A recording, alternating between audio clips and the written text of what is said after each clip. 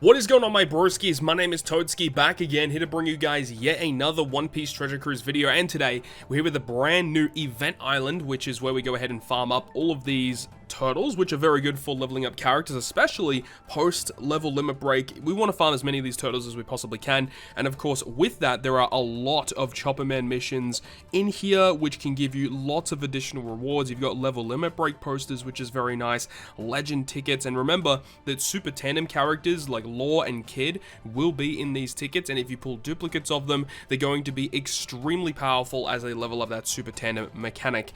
But of course, you know, rainbow gems, I believe there's upwards of like 50 rainbow gems you can get by clearing all of these missions. But the problem is you have to clear this content, and this content is pretty difficult because there is not a lot of clarity in regards to what actually occurs on the final stage. And look, it's now 2.5 hours as of this recording that we still don't really fully understand how the content works, but we're having a pretty good grasp of how we can get through it. So that's what we're going to be going through in this video today. I have 3 separate teams that are able to get this content done, at least as of testing right now, unless if the gimmicks change or something occurs. The teams seem to work at this current point in time, so there may be some problems that may arise, but a lot of people are opting to farm for 20 stamina instead because it is a lot easier to clear, there's less gimmicks, and of course the enemy will have a lot less HP. But let's actually talk about the new X Drake character that you get by completing this event, because he's actually not that bad. So here is X Drake, who is, or DS Drake, who is a Dex Striker powerhouse, and his captain ability provides a 3.25 boost to those 3 colors of Strength Dex Quick with a 1.2 health boost, and then makes Strength and Quick slots beneficial to the crew. Not a great captain free to play, but it's usable. And then you've got the special ability on a 9-turn cooldown. He does come at max special level, which is pretty good, and he doesn't have any specific limit break materials. You can just use regular materials, but it reduces burn and chain multiply growth rate reduction, so chain down by 5 turns, and then it also will lock the slots for 1 turn and makes sight in recovery tandem matching for 3 turns, so beneficial orb effects for multiple turns is always useful. And then he gives you a 1.75 orb boost for 1 turn, and then says that if you have a strength or quick captain, then he applies a minus 20% resistance to Strength Dex Quick to all enemies for 1 turn. So unfortunately, if you do use him as a captain, you actually don't get the resistance effect, which is so bizarre. But if you do use him as a sub and you got a strength or quick captain, getting resistance, and remember, the resistance down does go through immunity buffs, so you just get a free 1.2 bonus to Strength Dex Quick normal attacks, which is really nice. It's a nice effect that is actually able to be applied to the enemy. So in terms of a free-to-play special, this is good, and I can definitely see this being played in the future. So not a bad free-to-play character overall, but let's go ahead now, jump into the content itself versus Deus, Dex, X Drake, however you want to call it. Let's go ahead and get into the video.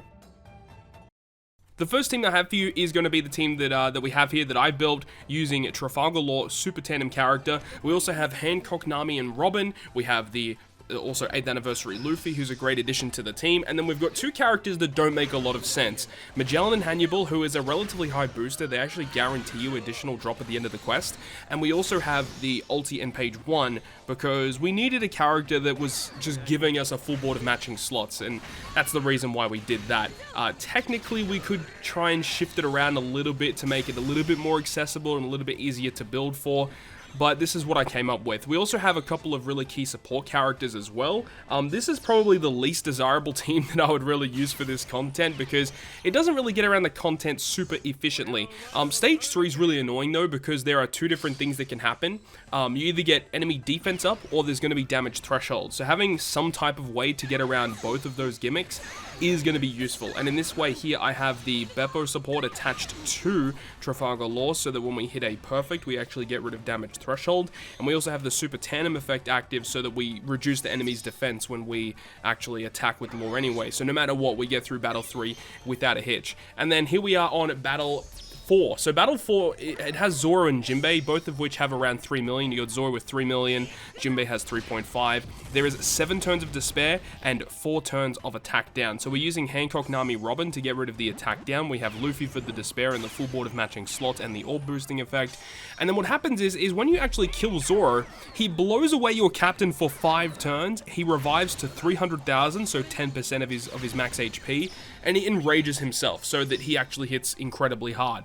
Now, the other two teams you'll see in this video are able to get around it, so you don't actually have to stall, but this team is stalling on this stage, which is probably not the most ideal way to get around it. Ideally, if you have all of the new Rare Recruit batches, you'd be using the Rare Recruit ulti on this stage, which shifts into the captain spot when you use her special, and then that way that when you actually kill Zora, he's going to revive and blow away your captain, but he only has 300,000, so with one captain, you're going to be able to kill him, and then after you reach the final stage, the captain swap will actually expire, so your actual normal captain will go back into the normal position. And then X-Drake is the most annoying thing because he can change into either strength, dex, or quick, and there's two different sets of gimmicks that you have to take into account, and it's very, very frustrating to build a team that can get through all of these gimmicks, including stage 4, stage 3 as well. He has 15 million HP too, so essentially if you have all of the new batch with you know, Who's Who, Black Maria, Sasaki, and the two Rare Recruits, not a problem at all. But if you're building outside of that, like what we're doing in this video, it's gonna be a little bit difficult to get around it.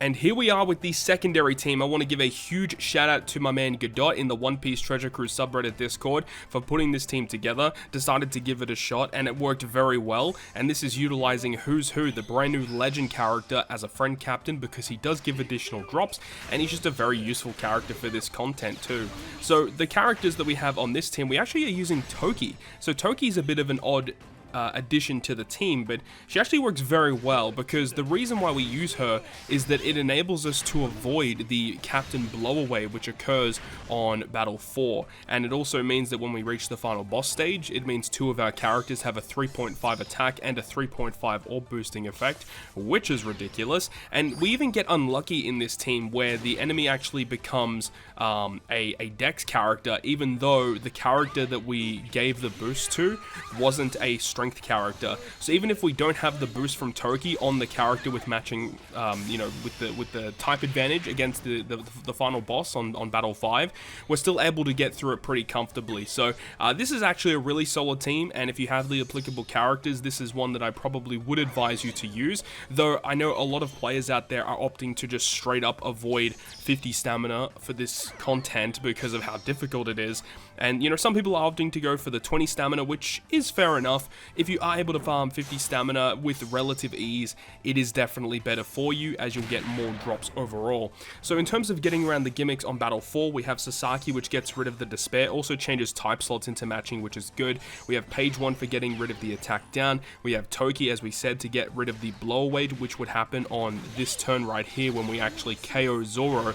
But we are targeting the Sasaki and also the Cat Viper for that Toki effect. So on the final boss stage, Sasaki and Cat Viper get the 3.5 attack and orb boosting effect, and we have a lot of strength characters on this team, so it means that even if, you know, even if we do get to the final boss stage and the enemy is Dex, it doesn't really matter too much because, you know, we've got a lot of characters with type advantage, and when you use Who's Who's special, he gives you chain boost, he gives you color affinity, so those characters are going to be hitting really hard nonetheless. But anyways, I'll leave you guys with the rest of this clip, and I'll pick things up when we get to the final team of the video.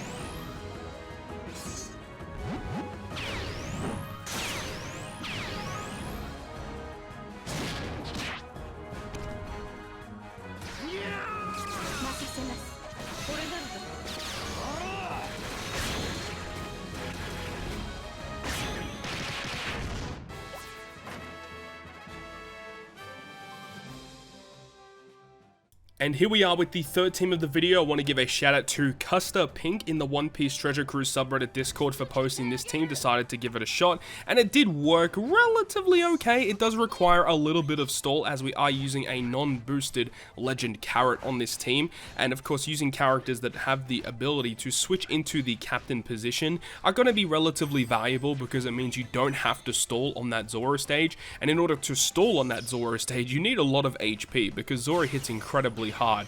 So with this team, we use Carrot to switch into the captain position, which enables us to resist that blow away altogether. Also, this team doesn't get through battle 3 super easily either, because, you know, the enemy actually has defense up or threshold. It's random. So if you get the threshold, you can't do much about it. But if it is the defense up, you can just go ahead and hit a perfect with the Hancock Nami Robin with the support of Conus. You can also use the Dex Carrot, bar time Carrot support, which also gets rid of defense up. That is also something you could use as well, but unfortunately there's no support that gets rid of defense up and threshold with a perfect. That would be crazy. But yeah, there's a lot of supports you could potentially use for this stage, but it is dependent on having certain characters on your team as well. So yeah, just overall it's a very, very annoying piece of content. You know, you can definitely go ahead and use super tandem effects with the new batch to get around the defense and the threshold and stuff like that. And then we get to battle 4 versus Zoro and Jinbei. So in terms of the Despair, we have the Whitebeard support, which gets rid of 3 turns, and we also have the Pedro support attached to Carrot, which also gets rid of an additional 2 turns, so the Despair is not a problem. We also have the ability of the Hancock Nami Robin, which gives us color affinity, which is pretty strong, and it does get rid of the attack down. Carrot gives us an orb boosting effect and becomes the captain, so in terms of damage, it really shouldn't be too bad on this stage. And then basically on the final boss fight, it is dependent on what type of boss you get in terms of the gimmicks, in terms of what specials you can actually use, because on the gimmicks that we get in this team variation, on this boss variation, we were ideally using the Kaido special on the final boss stage, but we actually needed a quick slot to pierce the barrier that the enemy had. So we opt not to use the Kaido special, and we don't actually use the superclass special of Black Maria either, because we basically need that quick slot because the Kara gets blown away. Another thing as well, Black Maria is super good because she actually resists paralysis, and that's very valuable, as we don't have to worry about that at all on some of the gimmicks which can appear on Battle 5 and also on Battle 3. But with all that being said, that is going to wrap it up. Hopefully you guys enjoyed the video, and if you guys find it very, very difficult, don't worry too much about it, because it is very, very tricky. 20 stamina will be your best friend from that point on. But hopefully you guys enjoyed the video, and if you guys did enjoy it, make sure you go ahead and leave a like, and if you want to stay up to date with all the content that I post, including more One Piece Treasure Cruise content, make sure to hit the subscribe button down below. But on that, guys, I'll see you guys within the next video.